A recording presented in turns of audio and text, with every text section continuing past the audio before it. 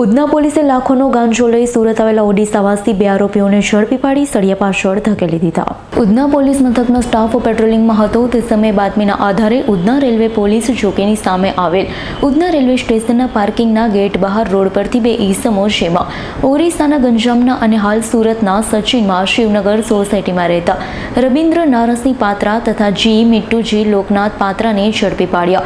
તેઓની ઝડપી લેતા તેઓ પાસેથી 1,46,000ની કિંમતનો ગાંજાનો જથ્થો, 2 મોબાઈલ ફોન, રોકડા રૂપિયા સહિત 1,67,000થી વધુની મત્તા કબજે કરી હતી।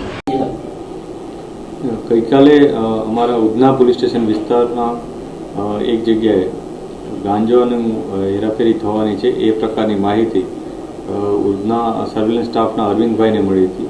જે આધારે પોલીસે ત્યાં રેડ કરી અને તે જગ્યાએ તપાસ કરતાં 2 વ્યક્તિઓ મળી આવ્યા હતા જેની પાસેથી ગાંજો મળી આવ્યો હતો। આશરે 14 કિલો જેટલો ગાંજો છે જેની કુલ કિંમત આશરે 1,45,000 રૂપિયા થાય છે। એની સાથે 2 મોબાઈલ પોલીસે જપ્ત કર્યા છે।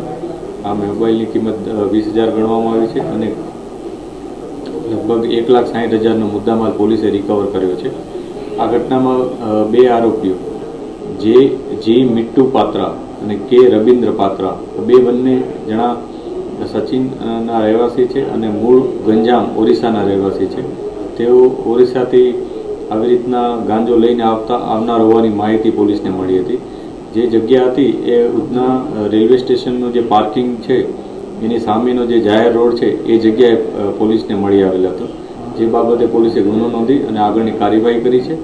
આ ઘટનામાં જે 2 વ્યક્તિઓ વોન્ટેડ છે કે એકનું નામ કાલુ અને એક બાબુલા કરીને છે એની તપાસ અત્યારે પોલીસ કરી રહેલ છે। કેટલા સમયથી ગાંજાનું વેચાણ કરતા હતા અને કોને આપવાના હતા?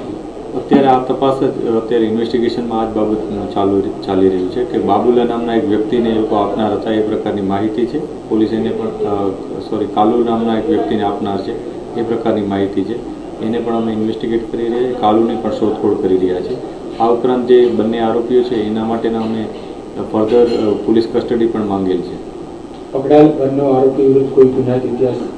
અત્યાર સુધી એનો કોઈ ગુનાહિત ઇતિહાસ સામે આવ્યો નથી, પરંતુ અગાઉ કેટલી વાર એ લોકોએ આ પ્રકારે ગાંજાની અથવા અન્ય કોઈ ગેરકાયદેસર પદાર્થોની હેરફેર કરી છે કે નહીં એની અત્યારે ઇન્ટ્રોગેશન કરી રહ્યા છે।